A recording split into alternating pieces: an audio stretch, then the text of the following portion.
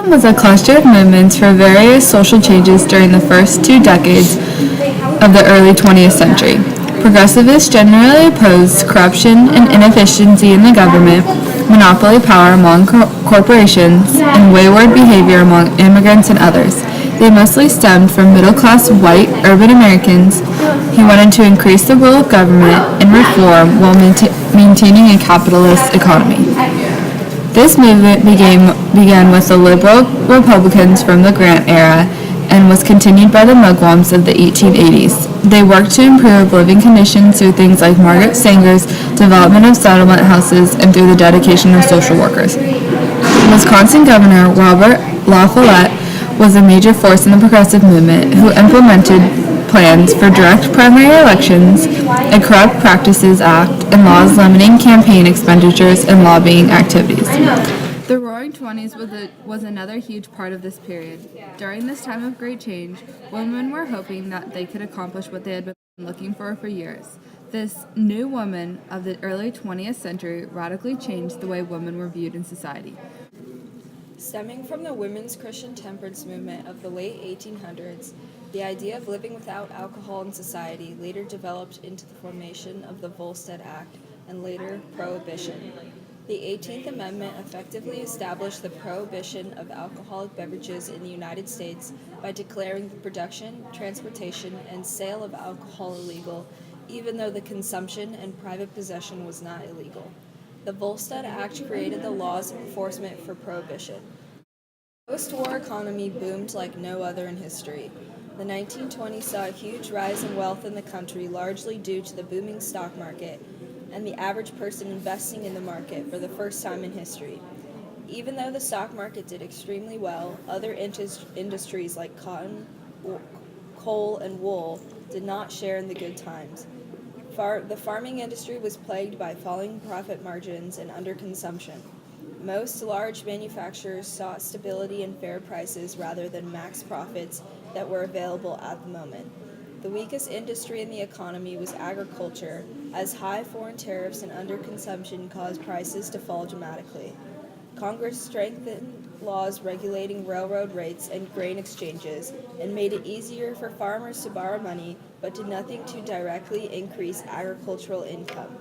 One of the major factors that led to the eventual depression was the fact that great amounts of wealth sat in the hands of small amounts of people who didn't invest the money productively.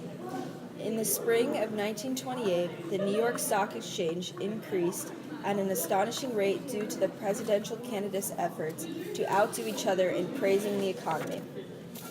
In the first half of 1929, the stocks continued to climb higher, even though the market wavered slightly in September. On October 24, 1929, a huge wave of selling sent prices spinning and caused bankers and politicians to check the decline. On October 29th, or Black Tuesday as it was called, the bottom of the economy dropped out and prices plummeted as over 16 million shares of stock were sold and thousands ran to the banks to get their money out before it was too late. This day marked the beginning of the worst depression the country has ever known, which would take a revolutionary president and a world war to get out of. The United States imperialism lasted for a short time, with a majority of territories annexed between 1898 and 1903. The Open Door Notes from 1899 marked the beginning of the U.S.'s retreat from imperialism and thus defined all the Roosevelt corollary and dollar diplomacy signaled consolidation of a new policy. The U.S. pursued a course that promoted American economic penetration of underdeveloped areas without trouble of owning and controlling them. The government believed that it was exporting democracy along with capitalism and industrialization. Theodore Roosevelt became president after the assassination of President McKinley in 1901. His presidency marked the beginning of a new era in national politics, which became known as New Nationalism. A thoroughly progressive president, he worked to break up monopolies, create national parks, tighten food and drug policies, and to broaden the government's power to protect land from overdevelopment.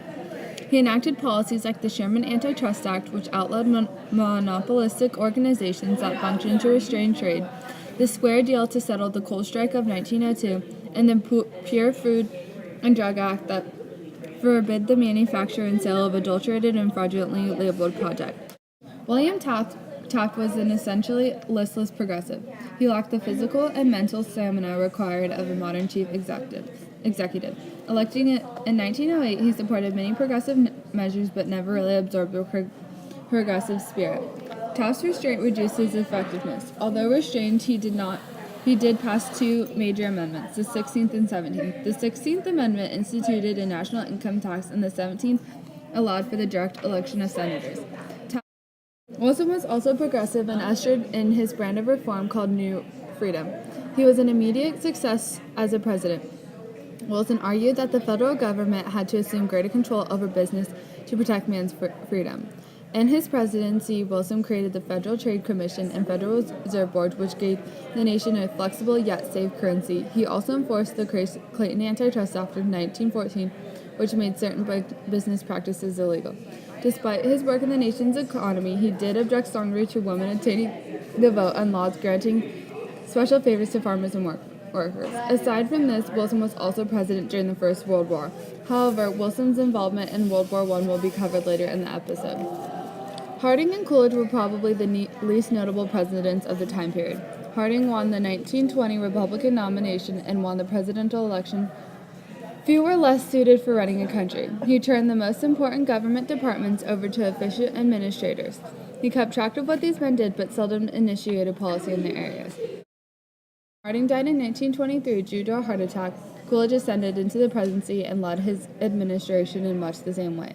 His presidency focused more on foreign policy, and after World War I, they faced the obstacle of resurgent isolationism. America at this point had become too dependent on foreign markets to be able to fully withdraw into isolationism. The open door policy stayed in place, and the 5, 4, and 9 power treaties worked to create peace and avoid another world war. Although essentially toothless, they were still steps towards world peace and helped the U.S. regain some of the moral influence it had lost when they failed to join the League of Nations. Hoover was elected in 1928 and was the intellectual leader of the new era.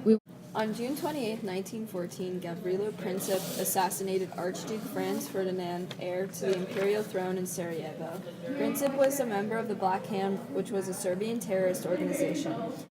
Little did anyone know that this act would spark the European nations to outbreak in a war about a month later. The Central Powers of Germany, Austria-Hungary, and Ottoman Turkey fought the Allied powers of France, Great Britain, and Russia. The Americans understood the importance of the war, and Wilson came out right away and said that the United States would stay neutral as its involvement would cause new internal stresses in a society already strained by the diverse immigrant groups that made up the new America. Trade and commerce were the most important questions of the outbreak of the war. The Germans created the U-boat, which roamed the seas in search of merchant ships to bomb. They would launch their torpedoes underwater without warning and cause huge loss of life. On May 17, 1915, the Germans torpedoed the Lusitania off the Irish coast, killing about 1,200 people, including 128 Americans. The Americans were outraged, and Wilson sought diplomatic correspondence with the Germans instead of an ultimatum. In both 1915 and 1916, Wilson sent delegates to Paris, London, and Berlin to try and mediate a peace agreement, but neither side wanted to listen. Wilson warned that if peace didn't come soon, that there would be no point in a peace agreement, as the country would be so ravaged by war that it would not make a difference. However, it became too much for the Americans to just sit back and watch, and on April 6, 1917, the House voted to declare war, with the Senate voting 2 days earlier also in favor for declaring war. In March of 1917, the Russians broke out in a revolution which led to the Bolshevik takeover and the collapse of the Russian army. With Russia out of the war, the Central Powers moved their troops west to try and take over France. Without the U.S. involvement at the time it happened, the war most likely would have ended in the winter of 1917. July 4, 1917, the first Americans of the American Expeditionary Force, commanded by General Pershing, arrived in Paris and took up positions on the front near Verdun in October. It wasn't really until the spring of 1918 that the American troops had a big role in fighting, but their mere presence was more than enough to boost the morale of the French and British troops. In March of 1918, the Germans launched a spring offensive with the strengthened army by returning vets from the Russian front. By late May, they had reached a point on the Marne River only 50 miles back from outside of Paris. June saw the first major battles for the Americans as they fought the Germans back from the Marne River, and 270,000 Americans participated in helping flatten the German bulge between Reims and Soissons. Late September saw the greatest American engagement of the war, where about 1.2 million Americans went to the Argonne Forest and inched slowly ahead for a month until the Allies broke through to the German center on November 1st and raced towards Sedan-Mesre. On November 11th, or what we now know as Veterans Day, the Germans signed an armistice with the Allies on all advancing fronts. On January 8, 1918, President Wilson outlined his plans for the 14 points in a speech to Congress, which were designed to make the world fit and safe to live in. He thought a peace treaty should be negotiated in full view of the world instead of being done in secret. He wanted to guarantee freedom of the seas to all nations during war and peace times. He wanted to tear down barriers to international trade, provide drastic reduction of armaments, and establish a colonial system that would take proper account of interests of native peoples concerned. European boundaries should be redrawn so that no substantial group would have to live under a government not of its choosing. Captured Russian territory should be restored, Belgium evacuated, Alsace-Lorraine returned to France, and the heterogeneous nationalities of Austria-Hungary accorded autonomy. Italy's frontier should be adjusted along the recognizable lines of nationality. The Balkans were to be made free and Turkey divested of its subject peoples. Also, an independent Polish state was to be created. President Wilson decided that he would personally attend the Paris Peace Conference, becoming the first president to leave U.S. soil while in office. Control of the Paris Peace Conference fell into the hands of four people, later called the Big Four: President Wilson, Prime Minister David Lloyd George of Great Britain, Premier George Clemenceau of France, and Prime Minister Vittorio Orlando of Italy. The conference went from January to May 1919 and finally brought forth the Treaty of Versailles. The treaty gave Italy a large section of Austria-Tyrol. Other German-speaking countries were incorporated in new states of Poland and Czechoslovakia. The Allies forced Germany to accept responsibility for having caused the war and to agree to pay for all the damage to civilian properties and even future pensions and other indirect war costs, which amounted to $33 billion. Although Allies seized German colonies that were required to render the League of Nations annual accounts of their stewardship and to prepare the inhabitants for eventual independence. Wilson persuaded the powers to incorporate the League into the treaty and expected that it would make up for the inadequacies of the Versailles Treaty and handle international affairs. Few people back in the U.S. really understood the League of Nations, and the Senate rejected the U.S. admission into it. The treaty failed to vote in November, and both parties were forced to reconsider the League in 1920. Well, now that we know all about the major aspects of the U.S. during this time period, what was the culture like? The late stress and developments. There were a lot of major developments during this time. Movies began with motion pictures, which were brief, action-packed, and unpretentious. These were an instantaneous success among immigrants and those who lived in the slums. Their success led to rapid technical and artistic improvements into more cultivated audiences. By the mid-1920s, the industry was the fourth largest in the nation in capital investment. The radio was originally used for communication during World War I. However, after the war, it took off and became an essential part of the American home, largely favored for its immediacy. The automobile became popular and widespread, as it did greatly from the efforts of Henry Ford and his Model T Ford. The Model T was simply made, tough card, and came in one's favorite color, as long as that color was black. The airplane was also invented in this time period. In 1903, Wilbur and Orville Wright made their famous flight at Kitty Hawk, North Carolina, and revolutionized air transportation. With the outbreak of World War I, planes were used to transport supplies and drop bombs. Literature was also a huge part of this time period and gave way to many of the best and most famous writers of the century. Muckrakers were a new journalistic fad of the early 20th century.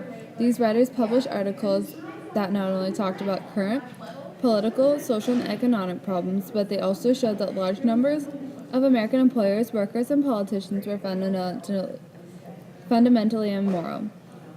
During the lost generation of writers, there was an overall disillusionment of the intellectuals who were essentially critics of society. Many writers and artists even went so far as to become extra patriots and flock to cities like Rome, Berlin, and especially Paris.